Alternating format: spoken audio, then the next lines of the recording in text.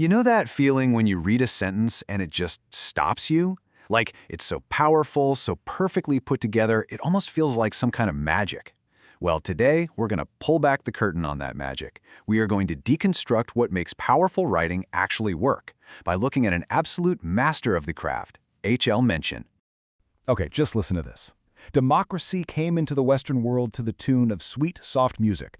There was, at the start, no harsh bawling from below. There was only a dulcet twittering from above. I mean, you can just feel the energy coiled up in those words, can't you? So that's our big question here.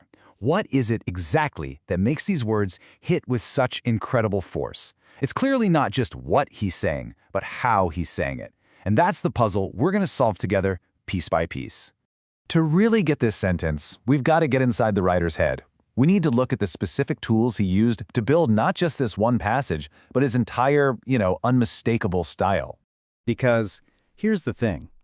Great writers aren't just born with some mysterious talent. They have a toolkit, a collection of rhetorical devices they can grab to get a very specific effect. Let's take a look at a few of Mencken's all-time favorites. First up, his absolute favorite weapon, irony. This is the art of saying something that sounds perfectly fine on the surface while actually meaning the complete opposite. It's how he could land a devastating punch without ever looking like he raised his voice.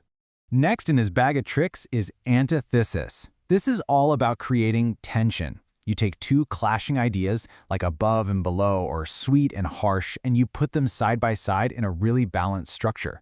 It basically forces the reader to feel that contrast and, a lot of the time, to pick a side.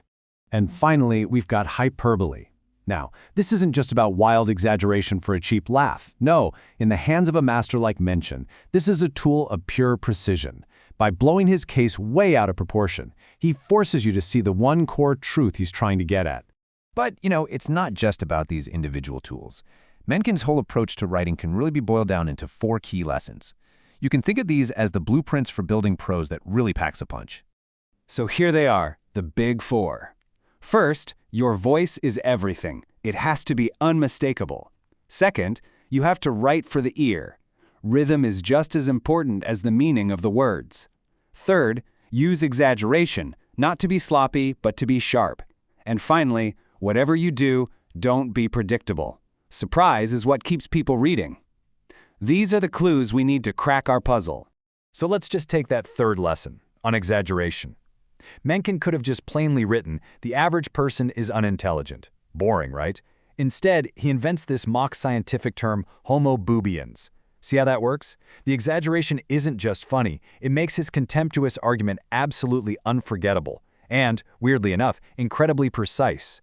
Okay, now we're really getting to the core of it. We've got the tools, we've got the lessons. Now it's time to connect all of this to the single most important idea for understanding powerful writing. And this is it. This is the key. For writers like Mencken, style isn't just some pretty wrapping paper you put around an idea. No way. The style, the choice of words, the rhythm, the irony, that is the argument. The way he builds the sentence is the message. So, let's go back to our original quote. Now that we have the toolkit and we have this key insight, we can finally see what's really going on under the hood. We're ready to take it apart. First, just look at his word choice, the diction. He smashes together 2 totally different worlds of language. On one side, you've got these refined, almost delicate words like sweet, soft music and dulcet twittering. And on the other, you get this crude, almost animal-like sound, harsh bawling. The argument is happening right there, in that collision. Now look at the syntax. That little semicolon there? That's not just a piece of punctuation. It is the structural fulcrum of the entire thought. It perfectly balances no harsh bawling from below against only a dulcet twittering from above. It creates this flawless, razor-sharp opposition. And get this, he's even composing for your ear. Just listen to the sound. The hissing S sounds in sweet, soft feel kind of seductive, maybe even a little sinister. And then you compare that to the heavy, blunt B sounds and harsh bawling from below. He's literally using the sound of the words to make you feel something. And all of this builds up to the final, brilliant layer, the irony.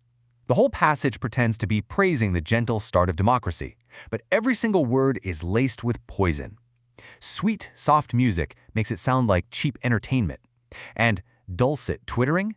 That just brilliantly reduces the great Enlightenment philosophers to nothing more than mindless little songbirds. The praise is actually the attack. So, we've solved the puzzle. But why does any of this really matter? You know, for us, today. What's the big takeaway here? Well, because these techniques, they're not just locked away in old books. They are the engine of persuasion that powers our entire world.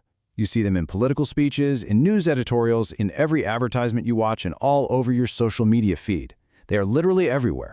Every single sentence we read is designed to nudge us in a certain direction, to get us to believe something, or feel something, or buy something.